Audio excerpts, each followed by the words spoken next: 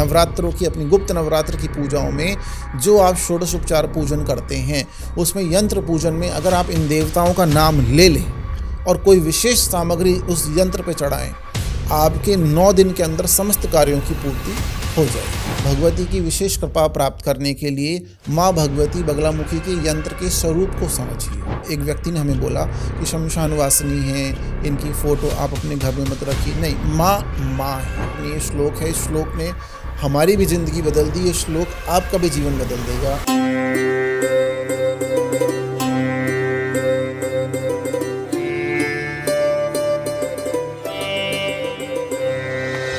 जय माई की। मैं आचार्य केशव शर्मा आप सभी का स्वागत करता हूं उज्जैन परिक्षेत्र से एस्ट्रो केशव पंडित शो के एक नए एपिसोड में। देखिए 26 जून आषाढ़ मास गुप्त नवरात्र शुरू हो जाएंगे।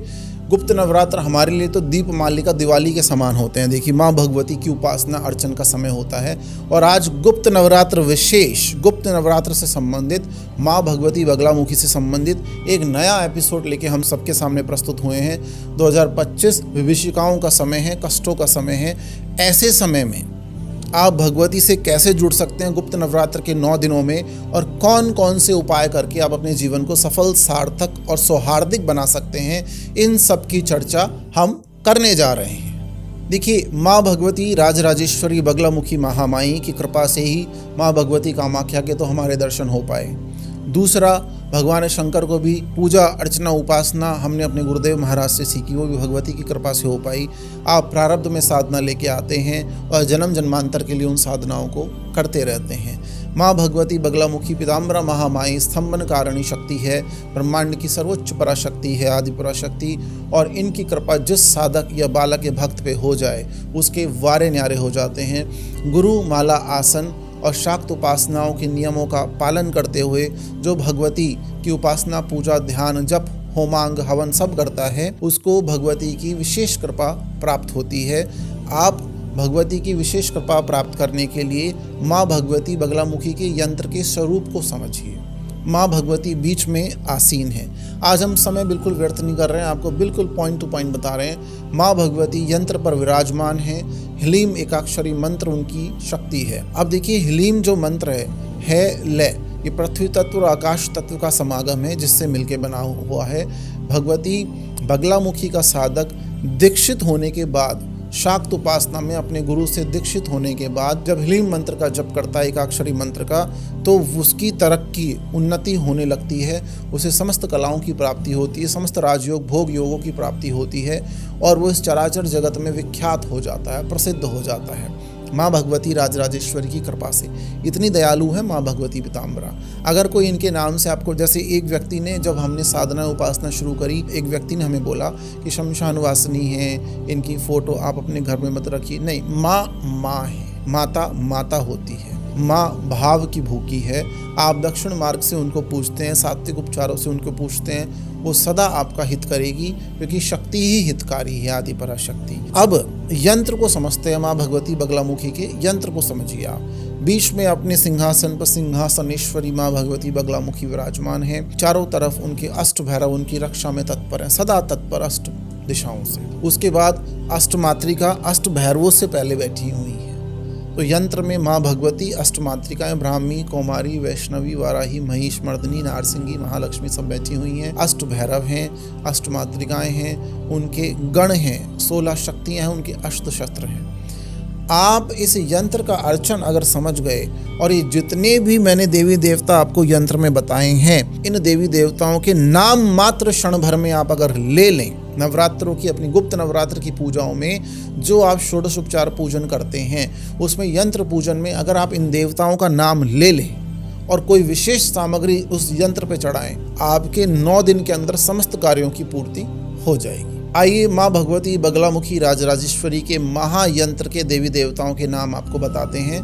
और गुप्त नवरात्र में आप क्या कर सकते हैं, देखिए आप अक्षत ले लीजिए, चावल जिनको बोलते हैं टूटे ना हो, उसमें हल्दी मिलाइए उसमें कामिया सिंदूर या कुमकुम मिलाइए और थोड़ा सा गाय का घी मिला के उसको मिला लीजिए।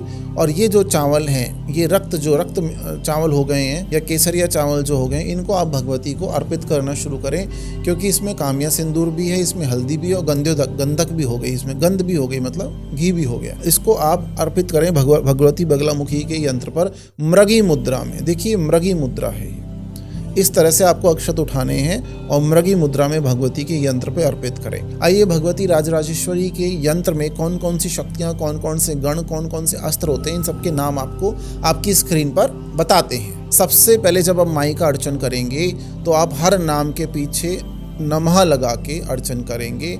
अगर आप नमः नहीं लगाना चाहते तो आप स्वाहा भी लगा सकते हैं, या फिर अब अर्चयामी अर्चन कर रहे हैं, जैसे ओम श्री बगलाय नमः अर्चयामी के बाद मृगी मुद्रा में वो अक्षत आप भगवती के यंत्र पर अर्पित करें। समस्त नाम इस प्रकार से हैं। ओम बगलामुखे नमः अर्चयामी, ओम सत्वाय नमः, ओम रजसे नमः, ओम तमसे नमः, ओम डाकिन्ये नमः, ओम राकिन्ये नमः, ओम लाकिन्ये नमः, ओम काकिन्ये नमः, ओम शाकिन्ये नमः, ओम हाकिन्ये नमः, ओम असितांग भैरवाय नमः, ओम रुद्र भैरवाय नमः, ओम चंड भैरवाय नमः, ओम क्रोध भैरवाय नमः, ओम उन्मत्त भैरवाय नमः, ओम कपाल भैरवाय नमः, ओम भीषण भैरवाय नमः, ओम संवार भैरवाय नमः, ओम ब्रह्माय नमः, ओम माहेश्वराय नमः, ओम कौमार्याय नमः, ओम वैष्णवे नमः, ओम वाराहे नमः, ओम नारसिंहे नमः, ओम चामुंडे नमः, ओम महालक्ष्मी नमः, ओम मंगलाय नमः, ओम स्तंभिने नमः, ओम जम्बिने नमः, ओम मोहिन्ये नमः, ओम वश्याय नमः, ओम बलाय नमः, ओम अचलाय नमः, ओम भूधराय नमः, ओम कल्मषाय नमः, ओम धात्रे नमः, ओम कलनाय नमः, ओम कालाकर्षणे नमः, ओम भ्रमराम्बिकाय नमः, ओम मंदगमनाय नमः, ओम भोगस्थाय नमः, ओम भाविकाय नमः, ओम गम गणपते नमः, ओम बटुकाय नमः, ओम योगिन्ये नमः, ओम शोम क्षेत्रपालाय नमः, ओम लम इंद्राय नमः, ओम रम अग्नेय नमः, ओम मम यमाय नमः, ओम शम निरत्य नमः, ओम वम वरुणाय नमः, ओम यम वायवे नमः, ओम कुम कुबेराय नमः, ओम हम ईशानाय नमः, ओम आंग ब्राह्मणे नमः, ओम ह्लीं अनंताय नमः, ओम वम वज्राय नमः, ओम शम शक्तये नमः, ओम दम दंडाय नमः, ओम खम खड्गाय नमः, ओम पम पाशाय नमः, ओम अंग अंकुशाय नमः, ओम गम गदाय नमः, ओम तिम त्रिशूलाय नमः, ओम पम पद्माय नमः, ओम चम चक्राय नमः। देखिए दक्षिणामनाय दक्षिण मार्ग में जब आप यंत्रार्चन करते हैं तो ये नाम बोलकर आप अर्चयामी अर्थात अक्षत जो मैंने आपको बताया वो चढ़ा सकते हैं। माँ भगवती की विशेष कृपा आपको मिलेगी। गुप्त नवरात्र के 9 दिन आपको 20 ऐसे उपाय बताए जा रहे हैं माँ भगवती बगलामुखी राजराजेश्वरी से संबंधित। अगर इन 20 उपायों में से आप एक भी उपाय नित्य 9 दिन करते हैं या एक से ज़्यादा उपाय भी करते हैं, आपकी मर्जी है, वो आपका विवेक और बुद्धि है, 20 में से एक भी उपाय नित्य अगर आप कर लेते हैं तो भगवती राजराजेश्वरी की कृपा, उसके साथ साथ आपका पूजन, पंचोपचार पूजन तो आप करेंगे ही, लेकिन इन बताए गए 20 शास्त्रीय तांत्रिक उपायों को अगर आप करते हैं तो भगवती राजराजेश्वरी की संपूर्ण कृपा, धन, आकर्षण, वैभव, व्याधि रहित शरीर, नौकरी, विवाह, संतान सब आपको प्राप्त होगा। राजराजेश्वरी आपको पुत्रवत मान के सब आपको देगी। आप सक्षम हो जाएंगे हर चीज़ में, आपकी ख्याति फैल जाएगी, आप विख्यात हो जाएंगे। चलिए हम शुरू करते हैं। गुप्त नवरात्र के 9 दिनों में माँ भगवती का पहला उपाय कौन सा आप कर सकते हैं। देखिए भगवती राजराजेश्वरी बगलामुखी की आरती जब आप करते हैं, अगर आप कपूर से आरती करना चाहते हैं तो उस कपूर पर 2 लौंग, थोड़ी सी पीली सरसों और एक छोटा मिश्री का दाना, मिश्री का टुकड़ा रख दीजिए और उससे भगवती महामाई पीताम्बरा परमेश्वरी को आप आरती समर्पण कीजिए। आप देखिए तीनों चीज़ रखने से कितना ज़बरदस्त आकर्षण, शत्रु शमन और धन आपका बढ़ जाता है। दूसरा उपाय, कनेर के फूल, पीले फूल, कमल पुष्प, गुलाब पुष्प, गुड़हल और अपराजिता, इन 5 पुष्पों को में आप इत्र मिलाएं, नाग चंपा का, चंदन का, गुलाब का, तीनों में से एक। जो मैंने आपको नाम बताए हैं उन नामों के माध्यम से यंत्र पर अर्चन करना है आपको इन प्रयोगों का। पहली तो आरती मैंने बताई, दूसरा यंत्र का अर्चन करना है। इस पुष्प से यंत्रों का, इन पुष्पों से यंत्रों का, सुगंधित पुष्पों से अर्चन करें और उन नामों को बोलते हुए, अर्चयामी बोलते हुए, जैसे आपने अक्षत चढ़ाए थे वैसे ही इन पुष्पों को चढ़ाएं। तीसरा उपाय, हल्दी, चंदन, इत्र, केसर, केवड़े का जल और थोड़ा सा गुलाब जल। हल्दी, चंदन, केसर, इत्र, केवड़े का जल और थोड़ा सा गुलाब जल, और थोड़ा सा उसमें अगर आप गंगा जल भी मिलाएं तो अच्छा है। इससे मिश्रित करके माँ भगवती को अर्चयामी, अर्चन नहीं, तर्पण प्रस्तुत करें। लिक्विड जो है इससे आप यंत्र का तर्पण करें। अर्चयामी की जगह आप तर्पयामी लगाएं और तर्पण करें। इस तर्पण के माध्यम से बाद में जो जल है उसको आप पीपल के वृक्ष में डाल सकते हैं। तर्पण करने से समस्त दोषों का शमन हो जाता है, जीवन निष्कंटक हो जाता है, कर्ज मुक्ति हो जाती है, शत्रु शमन हो जाता है। चौथा उपाय, हल्दी की 108 मनकों की माला ले लीजिए और कामिया सिंदूर या सामान्य सिंदूर के माध्यम से उन 108 मनकों पे माँ भगवती का बीज मंत्र हिलीम बोलते हुए आप चंदन लगा दीजिए या टीका लगा दीजिए। 9 दिन किसी मंदिर में जाके किसी पंडित या आचार्य से संपर्क करके आप बोलिए कि इस माला को भगवती के गले में विराजमान कर दीजिए या उनके चरणों में रख दीजिए। 9 दिन वो माला रखी रहे, ध्यान रखिए कोई माला उठा के ना ले जाए। 9 दिन माला वो रखी रहे, या भगवती की प्रतिमा के समीप भी आप रख सकते हैं। और 9 दिन के बाद, गुप्त नवरात्र के 9 दिन के बाद आप पंडित को दक्षिणा देकर और 5 फल और 1 मिठाई का डब्बा देकर उस माला को वापस ले आएं। भगवती स्वरूप माला को वापस ले आएं, नित्य धारण करें। जप नहीं करना, उससे उसको धारण करनी है आपको। माँ भगवती की संपूर्ण कृपा आपको प्राप्त हो जाएगी। देखिए अगला उपाय, आप एक हवन कर सकते हैं माँ भगवती का। उस हवन में आप, ये कैसा हवन है, ये विचित्र हवन लगेगा आपको। ये सात्विक हवन है जो आपको संपूर्ण फल प्राप्त देगा, दक्षिणामनाय का पूरा फल देगा। आप जितने भी नाम मैंने बताए हैं, माई का यंत्र सामने रख के हवन में इन नामों की आहुति स्वाहा के माध्यम से दीजिए। हवन सामग्री सुन लीजिए आप पहले। केला, अमरूद और अनार को समान मात्रा में लेकर काट कर आपको हवन करना है। और इसके अलावा त्रिमधु का भी हवन होता है, शहद, शक्कर, घी। शहद ले लीजिए, शक्कर ले लीजिए, घी ले लीजिए, इन सबको मिक्स करके मिला के इससे भी हवन होता है।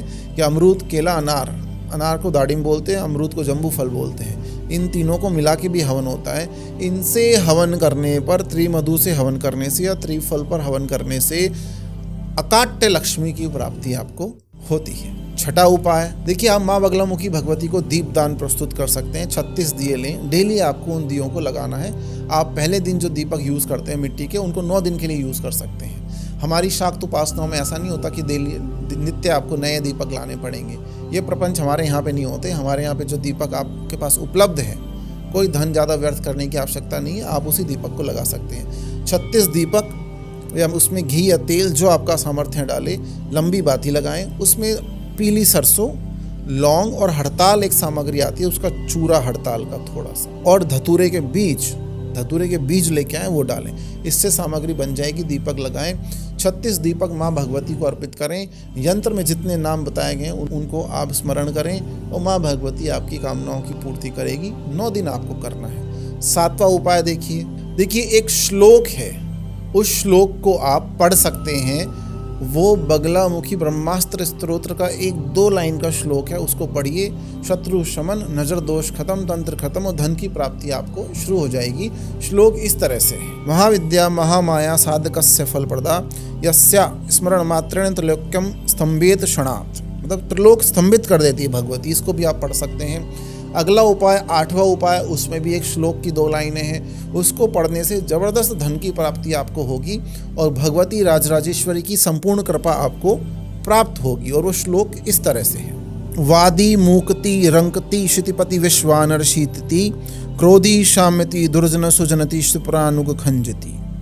अगर कोई व्यक्ति आपको बहुत परेशान कर रहा है, आपके साथ अन्याय कर रहा है, आपकी बातें नहीं सुनी जा रही है, आप पर कर्ज है, धन आपका अटक गया है, तो इस मंत्र का, इस श्लोक का आप बिना दीक्षा के 9 दिन प्रयोग कर सकते हैं। नित्य 108 बार डेली 9 दिवस आप गुप्त नवरात्रों में जप सकते हैं, पढ़ सकते हैं। देखिए अगला उपाय, 9वां उपाय ये है, आप गुड़हल के पुष्प नित्य प्रति काम्या सिंदूर और अष्टगंध लगाकर, अष्टगंध ओरिजिनल हो और काम्या सिंदूर लगाकर, गुड़हल के पुष्प को लगाकर माँ भगवती को योनि मुद्रा दिखाते हुए, योनि मुद्रा इस तरह से माँ अगर नहीं बनती है तो ऐसे भी बना सकते हैं योनि मुद्रा, या फिर ऐसे भी बना सकते हैं योनि मुद्रा, या फिर ऐसे भी बना सकते हैं योनि मुद्रा।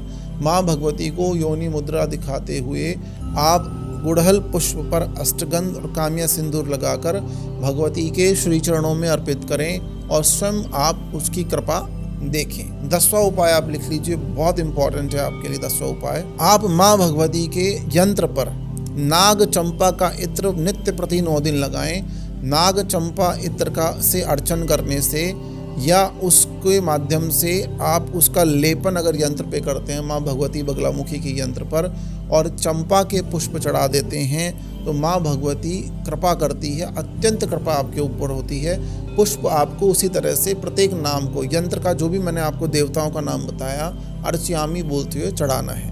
अब हम आते हैं 11वें उपाय पर। देखिए, कच्ची हल्दी आपने देखी होगी, कच्ची हल्दी लेके आइए और 36 टुकड़े उसके कर लीजिए, पीले धागे में 36 टुकड़े लगा दीजिए और इस कच्ची हल्दी की माला को काम्या सिंदूर लगाना है आपको। सिंदूर लगा के हीलिंग मंत्र एक बार बोलकर 36 बार बोल के काम्या सिंदूर बोल के 9 दिवस भगवती के श्री चरणों में अर्पित करें। जब 9 दिन की मालाएं सूख जाएं तो उनको पीपल के वृक्ष में डाल के आ जाएं या गाड़ के आ जाएं।